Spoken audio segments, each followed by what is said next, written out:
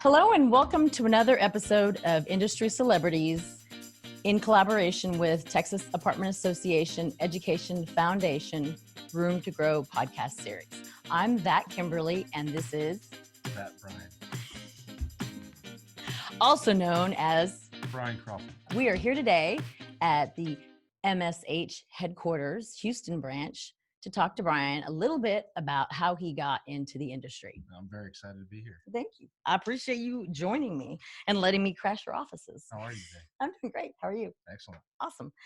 So tell the audience, the listeners, a little bit about yourself and like where you're from, and then we'll go from there. I originally grew up in Illinois, and I wanted to be in sports, and that's kind of the industry that I started off on in college.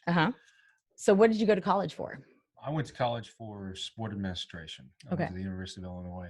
I wanted to be an athletic director for a long time at the college level, and that's kind of where I drove my career. And I've worked in several different places in Memphis, at Illinois, at Southern Illinois University. And my last stop was at the University of Houston before I came over to Maintenance Supply Headquarters. How did you find Maintenance Supply Headquarters? I was the Assistant Athletic Director for Development or Fundraising for the University of Houston Athletic Department. And the Maintenance Supply Headquarters president at the time, Rusty Pennick, was involved. That was his alma mater, and he was within my list of accounts. So kind of got to talk to him about what Maintenance Supply Headquarters is, because I hadn't heard of it before. I was outside of the industry, which was interesting. I didn't know, living in an apartment, and I was at the time. You were an apartment renter at the time? Absolutely. Yeah. I'm a double agent. That's why. Okay. I live in an apartment, and I'm in the apartment business. So, see, I had no idea where these apartment communities got their stuff. I kind of thought it was there already, and they built it in, and then nothing really happened. And if I had a problem, they'd fix it. And it never occurred to me that there were, suppliers to the industry that were like Maintenance Supply Headquarters. But at the time where I was really building a relationship with Rusty, I had an interest in getting out of that industry. Of the sports, the academic world. Yeah, I would call it more the sports and entertainment industry. Academic has its place at the university level, but we were doing different things. And what we were driving towards was butts in the seats at the stadiums. Why were you looking to get out of that? My last year at the University of Houston, my team and I had been at or executed around 115 events, and that was outside of the normal workday. And that's a lot of hours. Yeah, that was getting to be a lot. It was a lot for me. It was a lot more for my fiance at the time. Now wife. Now wife, yeah. We've been married for 5 years. Oh, so congratulations. But looking back at it, I kind of made the decision that those events, and they get even more as you go up the ladder in athletics, the more events that you have to attend, and the more outside things that you have to go to, and the more travel that you have. And so that would be early in the morning, nights, and weekends, right? Well, the standard office hours 8 to 5, but most sporting events as well as any entertainment, just at all. You're talking nights, a lot of weekends. I was working football games and basketball games and baseball games and softball and soccer and volleyball. It became quite a bit.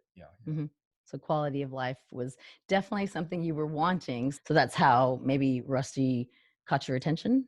Yeah, I loved the environment. I love working in sports. There was never really an off season. Yeah. For the professionals working in the professional sports environment, you have a season. Okay. And you're driving to it, like the Astros right now. We're wrapping up this season. Yeah. Go Stros. Go Stros. Yes. And then there's downtime before, spring training come February and March and April, when you really dig into the season. But from midsummer, as we get ready for football season, and all the way through the end of baseball season is roughly the end of June. It's an all year round thing. Yeah. So did Rusty tell you he had a position open, and he just say you should come and check out the apartment industry altogether? Or like, how did he convince you to come and apply? I think I had said to him, maintenance supply headquarters, what is maintenance supply headquarters? What do you guys do? And it, now looking back at it, it says it in the name. Yeah. But truthfully, I didn't know what that was. And he kind of went through his explanation of how maintenance supply headquarters serves the apartment industry and supplies maintenance, renovation materials and products, but offers a pretty high level of service. And that was something that, as a fundraiser in athletics, that was something that we took very seriously as well, was the customer service and the customer experience. Because you're trying to treat your donors, contributors, ticket holders with the best possible experience. Because most times you're asking for donations for something that's kind of in the future, or you're talking about donating to your student athletes education. And at the time he'd really had a need to set up marketing.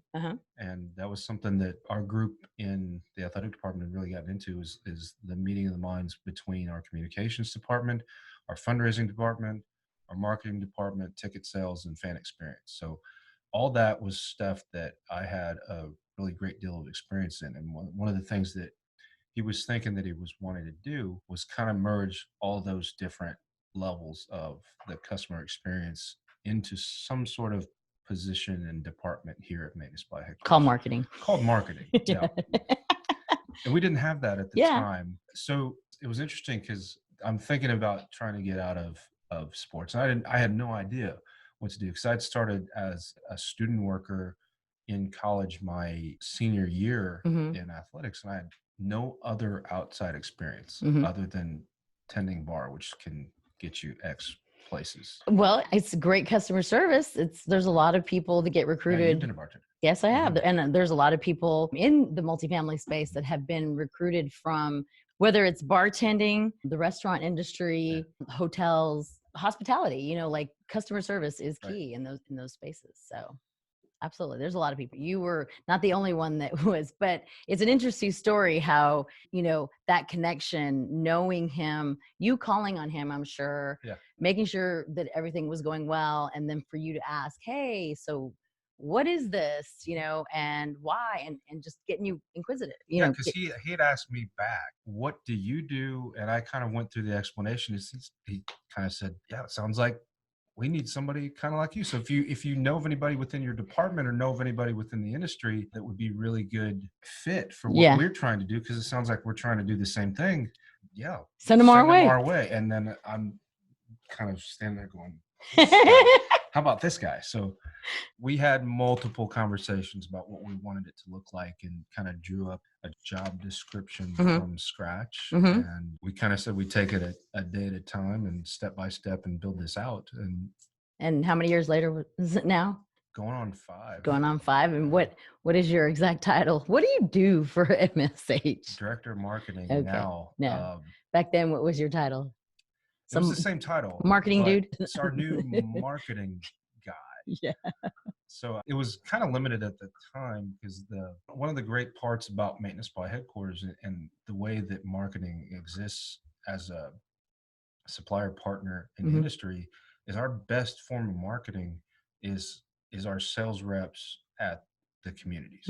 So how we get our message out, the most effective way that we do get our message out is through those sales reps in the field. And the drivers as well, I'm sure. Yeah, absolutely. Those touch points of customer service that are very vital to any business, but most importantly within multifamily, aka apartments. So absolutely.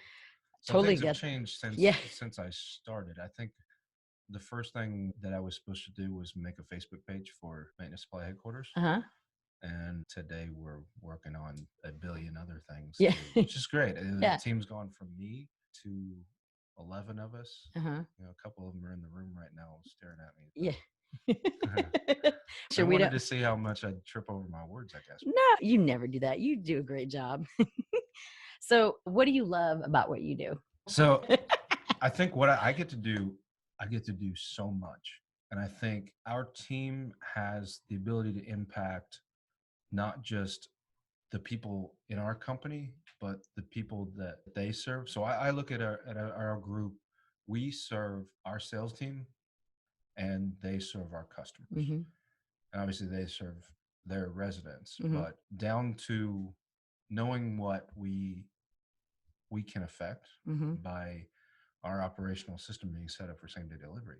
If you put in a work order at your apartment today, if that maintenance tech or maintenance lead puts in their request tomorrow for an order, by 10 o'clock, it's going to come tomorrow. And understanding all those things, that we, like, our business is predicated for the most part on service. So I believe in a great customer experience. I believe in what this company does in terms of the service level. And I think our team does a really good job at supporting that effort. That's awesome. Yeah. So you started, what was your first association or trade show or, state, national, whatever it was?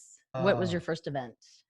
Do you remember? Well, it was my first day, period, on the job. They sent me to NAA. Wow, that was not nice. Yeah, I was in Las Vegas. Oh, okay, that's not bad. Did you go, cool? It was with all the national account managers, and of course they knew all the people, and I had no idea what was going on. So I hadn't really been formally trained on anything yet, but they're like, we want you to go and we want you to see what this looks like, because you're going to do this next year. Yeah. You're going to run it and help support this initiative, which is great. I learned a lot from just kind of being thrown into the fire. That's the biggest one to be thrown into the fire. Yeah. I mean, like the national. It was incredible. It was such a huge initiative. There were so many people. Yeah. And it was great to see, because I got to see firsthand, like the first day, of how strong of a relationship that some of our national account managers have with their customers. Yeah. Especially really cool. A company that's been around as long as y'all, for sure. And I tried to sponge as much as I could from all those people. They were really great teachers. That's awesome. What about your local? What was the first local association or event or anything that you went to? I remember going to the fall sponsorship auction selections for the Houston Apartment Association. That was kind of really my first deal, and I was kind of thrown into the, hey, you're going to bid on this stuff, like the chili cook-off and all that stuff. How was that? I had a great time. Like, I'd never done an auction before, so you're like, let's spend money. Number one. Yeah, I went over budget. I bet you Amanda loved that. Yeah. Shout out to him. My boss at the time did not. He wasn't that big a fan of that. But I got so excited because I wanted to win the things. I wanted to win all the things. Yeah. He wanted to win, and that's the key. I won. Thanks, Amanda. Shout out to Amanda Schiavondi. So what would you tell somebody about multifamily and why they should look at having a career in multifamily? I've never met collectively across the industry a more solid group of people. That includes people that work at our company at Maintenance Supply Headquarters. But everybody that you meet around the industry, no matter what company or if they're management or supplier side, there's tons of great people. Yeah, all over the industry. There's some weird ones, but mostly great. Mostly working in our department. But, what? I think it's the people. Yeah, there's a really quality level of people throughout the country that I've met. And, our MO is to build relationships. And I've been introduced to tons of great customers of ours that really, they're absolutely wanting the best for their company and their people and their teams. And they're driving towards that constantly, all the time. Yeah. And it's not from a selfish standpoint, but from we can continue to improve the industry standpoint. Yeah. And I love that about this industry. Yeah. Evolve. You must evolve or you will die. Yeah.